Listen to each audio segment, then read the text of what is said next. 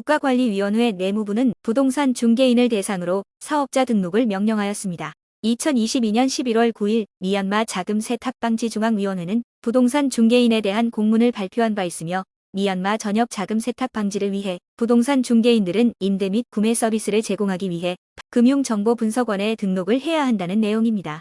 이에 따라 모든 부동산 중개업체들은 업체 등록 시 부동산 임대 및 거래 시 발생할 수 있는 자금 세탁과 테러 자금 조성 방지를 위한 자금 세탁 및 테러 방지 교육 이수 증서와 앞으로 있을 각종 부동산 관련 법규 및 지침 교육에 참석 서약서, 은행 계좌 및 은행 명세서 사본을 제출해야 합니다. 또한 모든 부동산 거래 고객 데이터를 기록 보관하고 법에 따라 세금 납부를 하며 은행 송금 지침도 따라야 하며 위반 사항이 있을 경우 금융정보분석원에 보고를 하고 금융정보분석원이 정보를 요청하는 경우에도 제공해야 합니다. 이에 대한 위반이 있을 경우 해당 부동산업체는 자금세탁방지법과 테러방지법, 현행법에 따라 영업정지와 함께 법적 처벌을 받게 될 것이라고 경고하였습니다.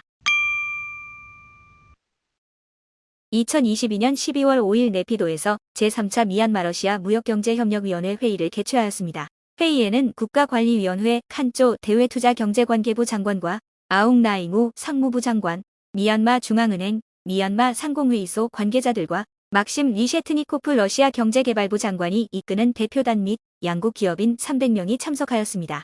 대외투자경제관계부 장관은 2022년 미얀마-러시아 양국 관계에 있어 중요한 한 해라고 강조를 하였습니다. 이미 양국 지도자들이 만나 회담을 개최하였고 이번 회의에서 계약을 체결하면서 양국 파트너로서 협력 가능성을 높였다고 강조하였습니다. 앞으로 미얀마의 경제 성장 기회를 마련할 수 있길 바란다고 밝혔습니다. 주요 회의 내용을 보면 7건의 계약을 체결하였으며 미얀마 러시아 양국 현황 및 협정, 무역, 경제, 투자, 은행 부문 협력 방안에 대한 의견을 나누는 시간을 가졌습니다. 이 외에도 러시아 기업 100개와 농업, 전력, 광업, 산업, 금융, IT, 의예품 및 의료 장비 생산, 호텔 및 관광, 물류에 대해 논의하였습니다. 2022년 12월 5일 네피도에서 개최된 제3차 미얀마-러시아 무역경제협력위원회 회의 금융부문 세션에서 미얀마 중앙은행 리나웅 부총재와 러시아 중앙은행 알렉시 구즈노프 부총재, 러시아 내셔널 페이먼트 카즈 블라디미르 콤네프 회장이 참석하여 금융협력에 대해 논의를 하였습니다. 행사에서 러시아 중앙은행 부총재와 내셔널 페이먼트 카즈 회장은 양국 은행 간 협력 시 전망에 대한 주제로 토론회를 진행하였습니다. 이후 양국 중앙은행 부총재들은 미얀마-러시아 금융협력에 대한 체결을 하고 은행 및 금융부문에 대한 미얀마-러시아 협력 방안을 논의하는 시간을 가졌습니다. 국가관리위원회는 달러 부족 현상에 대한 대응으로 러시아 결제 시스템을 적극적으로 도입하기 위한 준비를 하고 있습니다. 양곤 증권거래소 보고서에 따르면 2022년 11월 주식거래는 10만 3,292주 거래되면서 5억 5,800만 자수로 거래가는 하락하였다고 밝혔습니다. 지난 9월 주식 거래량과 비교했을 때 10월 11월은 하락세를 계속 보이고 있습니다. 지난 9월 1일부터 양곤증권거래소 대량 매매 블록 트레이딩도 가능하게 되었으며 최소 만주 이상 또는 거래가 3천만 자 시장 거래량에 대해선 일정 수량 이상의 호가에 대해 대량 매매가 가능하게 됩니다. 그 외에도 주식 거래량 활성화를 위해 2022년 12월 양곤증권거래소는 소셜미디어 플랫폼 및 유튜브 채널 개설을 통해 매 주말마다 상장사 인터뷰, 증권거래소 투자 상황 및 시장 전문가 토론 등의 프로그램을 운영하고 있습니다. 미얀마 KBZ 은행 CB은행에야 은행은 최근 증가하는 금융사기 주의보를 발표하였습니다. 최근 은행 직원을 사칭하여 고객들에게 전화 또는 문자를 보내어 계좌 정보와 비밀번호, OTP 코드, 직불카드 정보 등을 요구하고 있다고 합니다. 일부 금융사기단들은 고객 행사에서 당첨이 되었다고 안내를 하며 각종 정보를 요구하기도 하고 일부 가입비 명목으로 송금을 유도하여 사기 피해가 발생하는 경우도 있습니다. 이에 은행에서는 절대 비밀번호 또는 OTP 코드를 요구하지 않으며 의심스러운 경우 콜센터로 연락하여 피해를 예방하도록 당부를 하였습니다.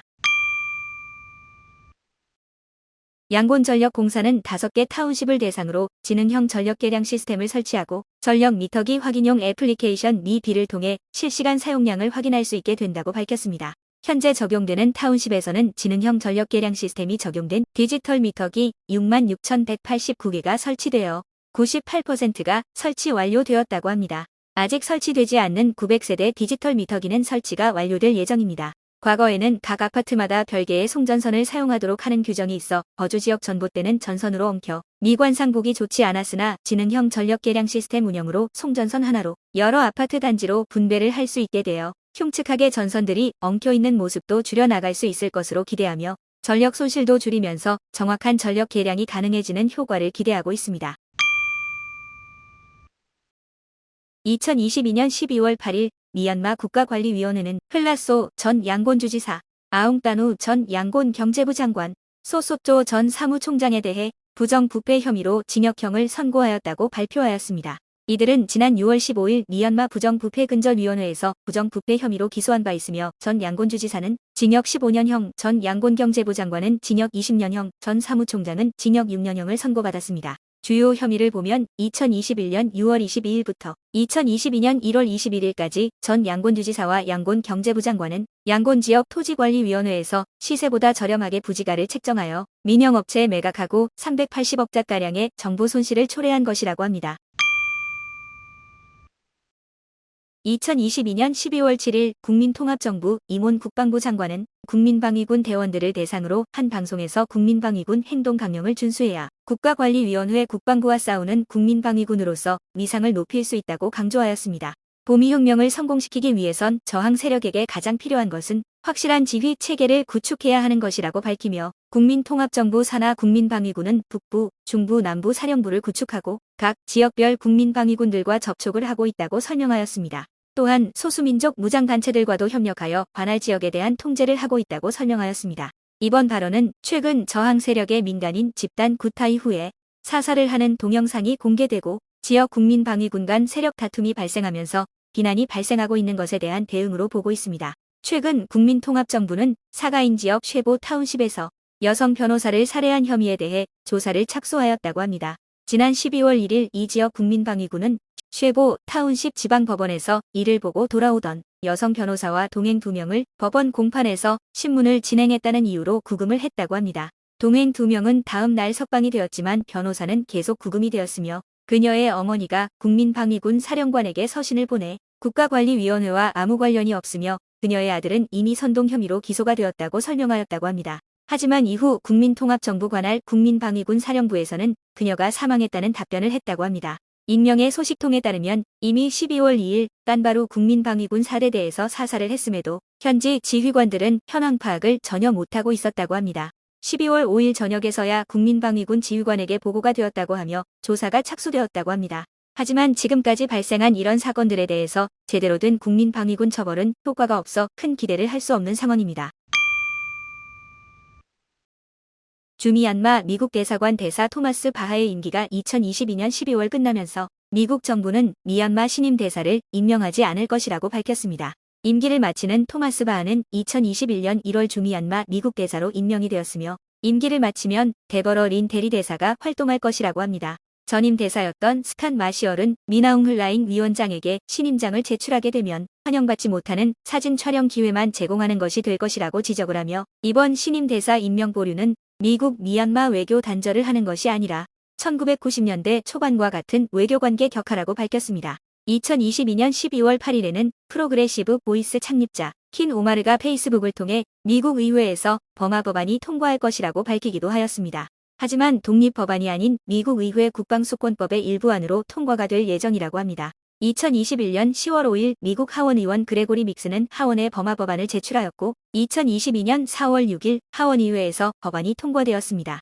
이 법안의 주요 내용을 보면 쿠데타와 연루된 개인과 단체에 제재를 할 수 있게 되며 미국 국무부 산하의 스페셜 코디네이터 포 버미즈 데모크라시 설립, 미얀마 및 주변국을 통한 인도적 지원, 미국 정부의 유엔 압박, 로힝야 학살을 포함한 군 범죄 보고서 작성 등이 포함되어 있습니다. 초기에 상정되었던 내용에서 주요한 변동 사항을 보면 버마 법안에는 미얀마 석유가스공사에 대한 제재를 가할 수 있다는 것입니다. 그동안 유럽연합과 달리 미국 정부는 미얀마 석유가스공사에 대한 제재는 없었지만 어떠한 변화가 있을지 지켜봐야 할 것입니다.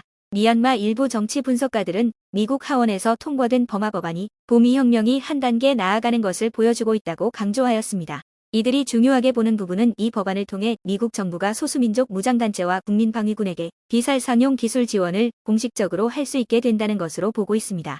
라카인주 정치인 뺐다는 이런 기술 지원은 미국 정부가 저항 세력을 인정한다는 것이기 때문에 큰 의미가 있다고 밝혔습니다. 정치 분석가 딴소나잉은 보미혁명에서 가장 절실하게 필요한 지원은 무기와 자본이지만 비살상용 기술 지원만으로도 큰 도움이 될 것이라고 밝혔습니다.